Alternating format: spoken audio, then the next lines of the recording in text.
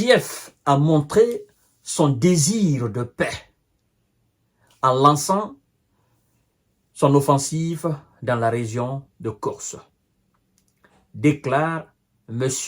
Dimitri Polyanski, représentant permanent adjoint de la Russie auprès de l'ONU.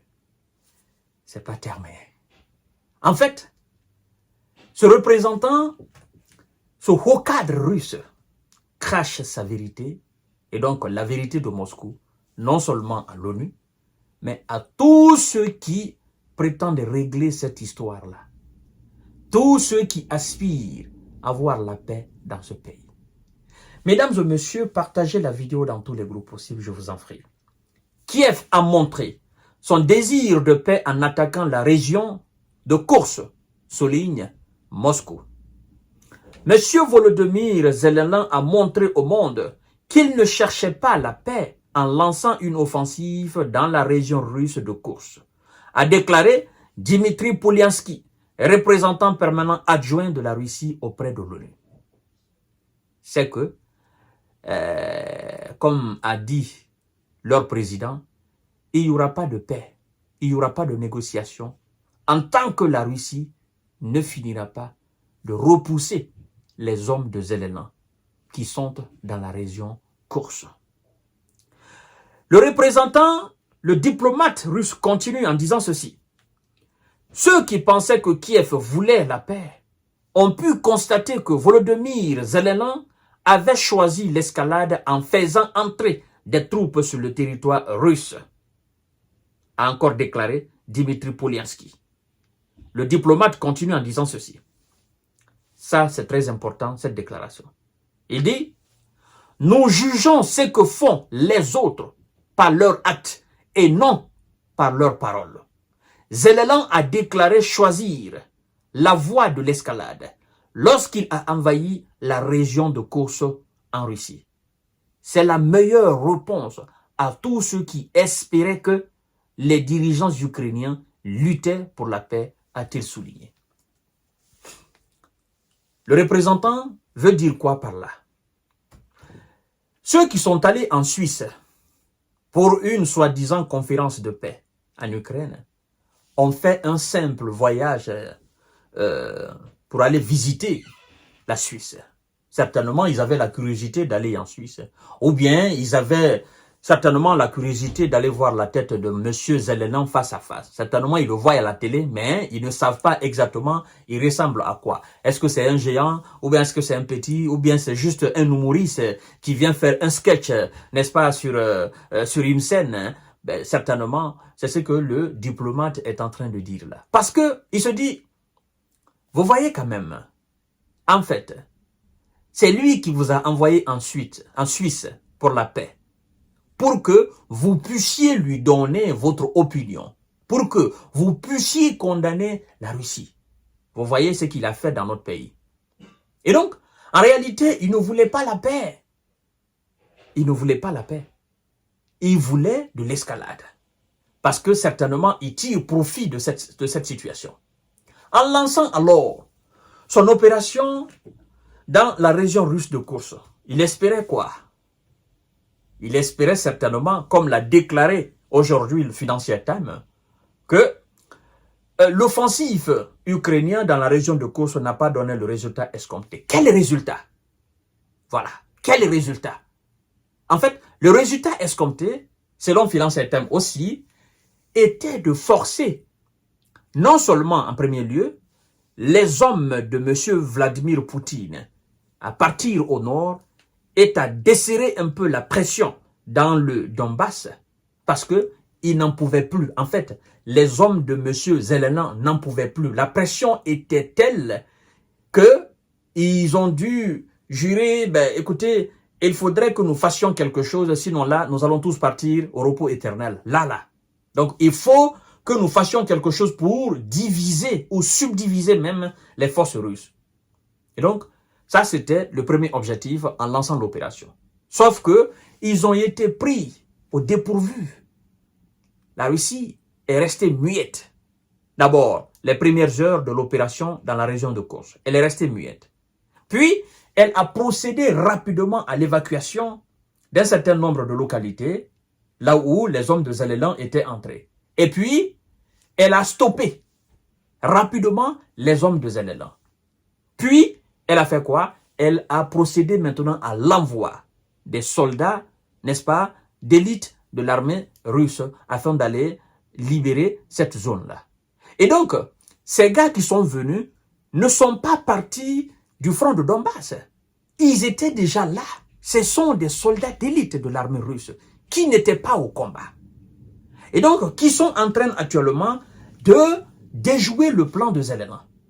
Et donc, en premier lieu, M. Zelelan a fait cela pour mettre une pression sur la Russie afin qu'elle vienne autour de la table. Sauf que la Russie a compris autrement. C'est ça, le mot même. La Russie a compris autrement. Ben, si tu veux nous forcer à venir autour de la table, il y a d'autres manières à le faire. Hein? C'est pas cette manière. Si tu veux forcer le maître du Kremlin à venir autour de la table, il y a d'autres manières. Et d'ailleurs, je dois vous dire, comme depuis le début de l'opération spéciale militaire russe en Ukraine, Vladimir Poutine a laissé toujours sa porte ouverte aux négociations. Mais des négociations sérieuses, basées sur la sincérité et l'honnêteté. Mais posez-vous quand même la question, si Poutine n'était pas de bonne foi, s'il ne voulait pas la paix, pourquoi il est allé jusqu'à Londres? Pourquoi il est allé jusqu'à Minsk, qu'on appelle l'accord de Minsk? Pourquoi il est allé jusqu'à Istanbul? Pourquoi il a signé ces accords? Pour qu'il n'y ait pas ce que nous sommes en train de vivre aujourd'hui, s'il n'était pas de bonne foi. Pourquoi? Et pourquoi il dit toujours notre porte est ouverte aux négociations? Mais ceux qui sont censés négocier avec nous, il faudrait qu'ils soient très sérieux, très honnêtes. Parce que, premièrement, pour une première fois, ils ont fait preuve d'une mauvaise foi. Ils ont fait preuve d'une mauvaise foi une deuxième fois. C'est-à-dire, l'accord de Minsk n'a pas été respecté, l'accord d'Istanbul n'a pas été respecté. Et ça, c'est la faute des Occidentaux, ce n'est pas la faute de l'Ukraine. Parce que, avec les informations que nous avons aujourd'hui, M. Zelelan et les dirigeants ukrainiens à l'époque étaient prêts à accepter et à appliquer les accords de Minsk, mais aussi les accords d'Istanbul. Mais un certain nombre de dirigeants britanniques et américains l'ont dit, écoutez, il ne faut pas le faire. Nous allons t'aider. Et donc, on ne peut pas dire aujourd'hui que M. Zelelan veut maintenant la paix et que la Russie ne veut pas la paix. Mais non. D'ailleurs, je dois vous notifier aussi, je dois vous rafraîchir la mémoire. Depuis le début de l'opération, Vladimir Poutine n'a jamais pris un décret pour interdire toute forme de négociation avec M. Zelelan. Pourtant, M. Zelelan a pris un décret présidentiel. Un décret présidentiel interdisant toute négociation avec la partie russe. Alors, comment quelqu'un qui dit ma porte est ouverte, quelqu'un qui n'a jamais pris de tel acte officiel, de tel acte vraiment grandiose, comment vous pouvez condamner ce dernier par rapport à celui qui a pris un acte présidentiel, un décret interdisant toute forme? C'est pourquoi il y a, je crois bien, un diplomate russe qui... Non, c'est pas un diplomate même, c'est le porte-parole de la maison du Kremlin, M. Dmitri Peskov. Il a dit, mais vous ne comprenez pas. C'est pas nous qui avons pris un décret interdisant la négociation avec la partie ukrainienne. C'est eux qui ont pris ce décret-là. Alors, s'ils veulent réellement qu'on négocie, M. Zelelan doit prendre aussi un contre-décret présidentiel. C'est-à-dire, il prend un autre décret qui viendrait alors annuler son propre décret d'interdiction de négociation avec la Russie. Et donc, je veux dire quoi? Il y avait plusieurs, et jusqu'à présent, il y a plusieurs manières de forcer la main de M. Vladimir Poutine à venir autour de la table. Poutine n'est pas fou, c'est pas un animal, c'est un être humain très intelligent. Il a des gens qui écoutent aussi, notamment le président chinois Xi Jinping, notamment le président sud-africain, notamment le président, n'est-ce pas, indien, le président, n'est-ce pas, comment dirais-je, le président brésilien. Il écoute ces gens-là, il écoute leurs conseils. Ces gens ne sont pas fous. C'est pas que c'est un Poutine, il n'est pas un borné. C'est un être humain qui écoute les conseils. Vous comprenez? Et donc, ses amis, même ses alliés, ont fait preuve de bonne foi. Monsieur Xi Jinping, je vous ai dit, il a envoyé son ministre des Affaires étrangères avec une délégation pour venir voir l'état des lieux. Il est allé jusqu'en Ukraine. On a dit non, non, non, non, lui il n'est pas impartial, c'est un allié de Vladimir Poutine. Alors, lorsque vous traitez tout le monde comme ça, comment vous pouvez faire valoir que vous avez l'envie de faire la paix? Mais non. Il faut poser des actes. C'est pourquoi le représentant, le diplomate russe, n'est-ce pas, à l'ONU, il a dit, mais écoutez, M. Zelensky a donné une réponse à tous ceux qui voulaient la paix. Évidemment, en lançant cette opération. C'est une réponse claire. Et tout le monde le voit. Maintenant, comme ils sont aujourd'hui confus, que la situation est vraiment dramatique, la situation les dépasse, ils sont débordés, ils manquent d'idées, ils ne savent plus quoi faire. Et ils ne veulent pas que le monde dise vraiment que M. Vladimir Poutine a gagné. C'est une question d'ego surdimensionné. Vous comprenez? En fait, ils savent pertinemment ce qu'ils doivent faire pour qu'il y ait la paix dans ce pays. Ils le savent pertinemment. Mais ils ne veulent pas le faire.